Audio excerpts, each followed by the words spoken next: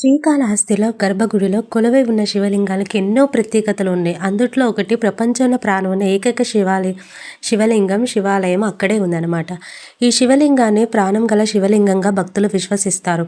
ఆలయం గర్భగుడిలో ఉండే అన్ని దీపాలు నిశ్చలంగా ఉన్న శివలింగం మాత్రం ఎదురుగా ఉండే అఖండ జ్యోతి మాత్రం ఎప్పుడూ రెపరెపలాడుతూ వెలుగుతూనే ఉంటుంది. ఆ జ్యోతి వాయులింగంగా కొలువైన స్వామివారి ఉచ్ఛ్వాస నిశ్వాసల గాలి కారణంగా దీపం ఎల్లప్పుడూ రెపరెపలాడుతుందని భక్తులంతా నమ్ముతారు.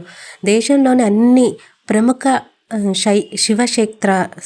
శివక్షేత్రాల్లో శివలింగానికి అర్చకులు అభిషేకాలు చేస్తుంటారు. కొన్ని చోట్ల భక్తులకు కూడా ఆ అవకాశం కల్పిస్తారు.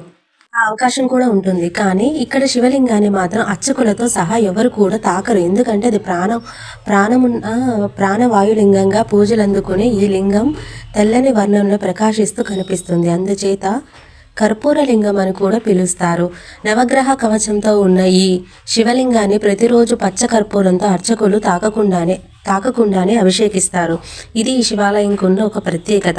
మీరు ఎప్పుడైనా శివాలయానికి వెళ్ళినప్పుడు కూడా మీకు ఒక పాజిటివ్ వైబ్ అనేది వస్తుంది. ఆయన అనుగ్రహం మనకు కలుగుతుంది. శివాలయంలో శివుడు ఉన్నట్టు అక్కడ కొలువై ఉన్నట్టు మనకు కల్పిస్తాడు. అందుకనే మనం శివాలయం దర్శించుకునేటప్పుడు కూడా నందీశ్వరుని చెవులో శివుని దర్శనం చేసుకున్నాకే ఆయన దర్శనం చేసుకోవాలని నందీశ్వరుడు కోరుకున్నాడు అనమాట. అందుకే శివుడు నందీశ్వరుడికి ఆ కోరిక, ఆ వరం అనేది ఇచ్చారు. Sorry for background voice video. Thank you.